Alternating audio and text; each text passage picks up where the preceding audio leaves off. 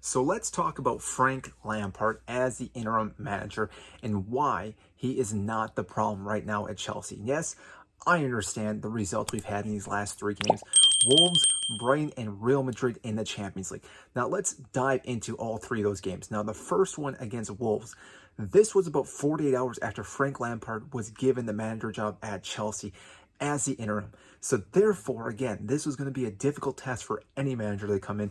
Yes, there is the manager bounce, but most of the time when there's a manager bounce, they have multiple days, if not a full week, to work with the players and understand what needs to be changed.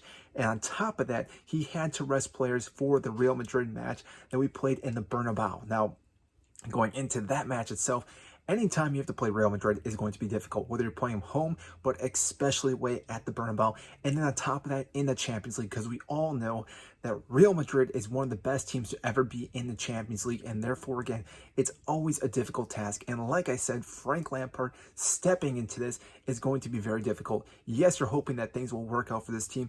And really, it wasn't that bad of a game against Real Madrid at the Bernabeu. Yes, we picked up a red card, but we only lost 2-0, and that was after going down to 10 men for 30 minutes. They could have been so much worse, and yes, we had our chances in that game. Had we converted, it would have been a whole different game, but that's been the story for Chelsea's entire season. That's under Tuchel, under Potter as well, so it's not just Frank Lampard.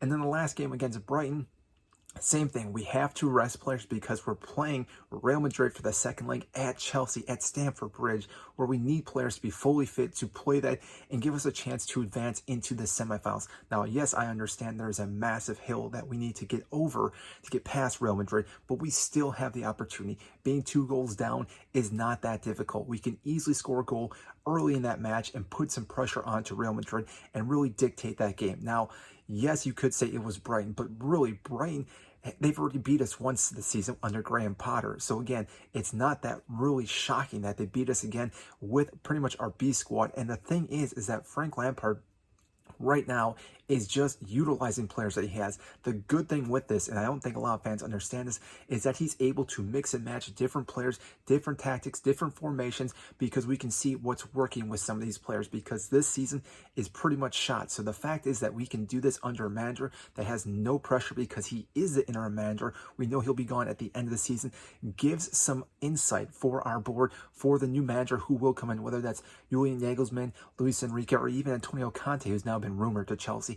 We are going to see certain players playing different positions with different players and see how well they produce on the pitch, which again, we haven't been really able to do that because there's been so much issues with the fans, with the system, with the league itself. But we know that we're not getting relegated. We know we're not winning anything. We know we're not getting European football next season. So the best thing we can do right now is experiment. And that is exactly what Frank Lampard is going to be able to do, which is going to be good for this entire club, because this season's been a complete wash. We all know that by now. But next season, it's a whole new season. Anything can happen, especially with a new manager, with the preseason, with that person. And therefore, again, selling some players that need to be gone and bringing in players that are definitely needed, such as a striker and a CDM. Those two positions, if we can fit those roles perfectly with some players coming in, that will be massive for this club. And again, we'll be going in the right direction. Now, obviously, it still will take some time with every manager that comes in because, again, some of these players will not be let go, and therefore, again, we still have to deal with them being on the bench,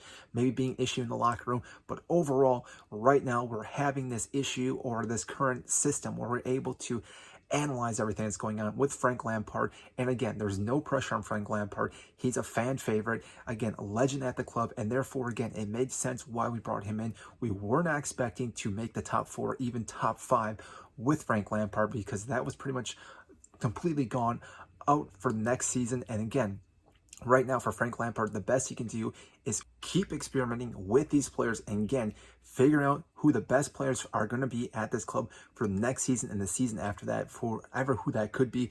And again, this is going to be good for the board to really assess our situation currently, because it's been a disaster. Let's be real here. So that is the reason why Frank Lampard should not be the one to blame right now for this season or for what's going on currently at this club. So if you agree with that, make sure to hit the like button and subscribe down below. And if you do want to comment, I will get to those comments as soon as I can. And that is it. And I will see you in our next video.